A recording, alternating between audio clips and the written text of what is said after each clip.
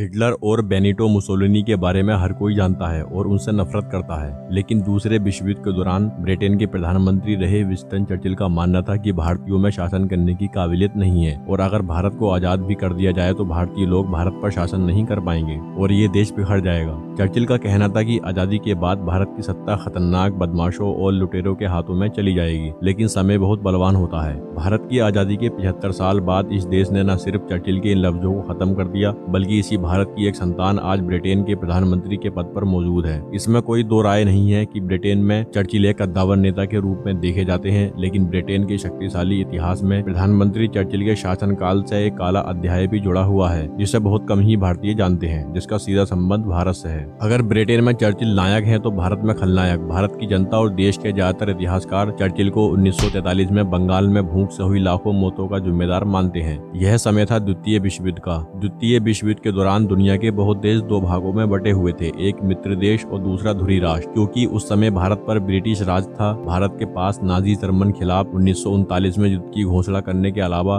कोई और विकल्प नहीं था। लेकिन इस सब के बीच बंगाल में भयानक अकाल पड़ा और इस अकाल में एक अनुमान के मुताबिक अनाज न मिलने की वजह से 30 लाख से अधिक लोगों की मौत हो गई थी और ज्यादातर इतिहासकार मानते हैं कि ऐसा ब्रिटिश प्रधानमंत्री चर्चिल के तरीकों की वजह से हुआ, वरना बहुत सारी मौतों को टाला जा सकता था। कई इतिहासकार के साथ साथ कांग्रेस पार्टी के नेता शशि थरूर भी लगातार कहते रहे हैं कि 1943 में सूखे की वजह से हुई लाखों मौतों के जिम्मेदार ब्रिटेन के प्रधानमंत्री विंस्टन चर्चिल हैं। शशि थरूर ने ब्रिटेन में एक बार अपने भाषण में कहा था, मिस्टर चर्चिल के बारे में गहराई से जांच करने की जरूरत है। उनके हाथ उतने ही खून से रंगे हैं जितने हिटलर के रंगे हैं, खास तौर पर उन फैसलों के कारण जिनकी वजह से 1943-44 के बीच बंगाल में खतरनाक अन्न संकट पैदा हुआ, जिसमें 43 लाख लोग मारे गए। जब लोगों को गाँव में अनाज नहीं मिला तो वे भोजन की तलाश में शहरों में गए, जहाँ उन्होंने भूख से दम तोड़ दिया। कई लेखकों और इतिहासकारों ने जिक्र किया है कि कलकत्ता की सड़कों से हर दिन हजारों लाशों को हटाना पड़ता था। क्रिस्टोफर बेली और टिम हार्पर अपनी किताब forgotten आर्मीज fall of British Asia में लिखते हैं कि कलकत्ता में रोज होने वाली मौतों की तादाद 2000 हर दिन पहुंच गई थी। हालात ये थे कि जब ब्रिटिश और अमेरिकी सैनिक सिनेमा हॉल से पिक्चर देखकर निकलते थे तो उन्हें सड़क पर भूख से पीड़ित लोगों की लाशें दिखाई देती थीं, जिन्हें चील और कौवे खा रहे होते थे। जाहिर है ये सारी बातें चर्चिल तक भी पहुंच रही थी, लेकिन उन पर इसका कोई असर नहीं पड़ रहा था। इस अकाल के गवाह लोग बताते हैं कि वह अब भी उन दुख भरे दृश्यों को याद करते हैं तो रूह कांप जाती है। लोगों को कंकाल बनते देखना डरावना लगता था। जब आप किसी को देखते थे तो ये बताना मुश्किल था कि आप इंसान को देख रहे हैं या किसी भूत को। इस अकाल के एक गवाह का कहना है कि मैं नहर के पास जाता था और देखता था कि ढेर सारी लाशें आसपास पड़ी हैं, कुत्ते और गिद्ध उन्हें खा रहे हैं। ब्रिटिश सरकार ने हमें भूखा रखकर मार डाला था। चित्र प्रसाद भट्टाचार्य नामक एक बंगाली कलाकार और पत्रकार ने गाँव-गाँव जाकर आपदा पर रिपोर्टिंग की। उन्होंने अपनी रिपोर्टिंग की एक पत्रिका बनाई जिसका नाम उन्होंने हंगरी बंगाल रखा था। उन्होंने 1943 के बंगाल के अकाल के दौरान भीषण गरीबी की छवियों को चित्रित किया। इन रिपोर्टों में उन्होंने इन हालातों की वहशत को दिखाने के लिए स्केचों का इस्तेमाल किया था, लेकिन ब्रिटिश सरकार ने उनकी किताब की लगभग 5000 कॉपियों को खत्म कर दिया था। प्रोफेसर सुगाता बोस कहते हैं कि उस समय ब्रिटिश सरकार ने सूखे की रिपोर्टिंग पर पाबंदी लगा दी थी। ऐसे में चित्र प्रसाद भट्टाचार्य का काम बहादुरी का था। प्रोफेसर सुगाता बोस कहते हैं उनके साथ उतना बहादुर एक ब्रिटिश पत्रकार भी था।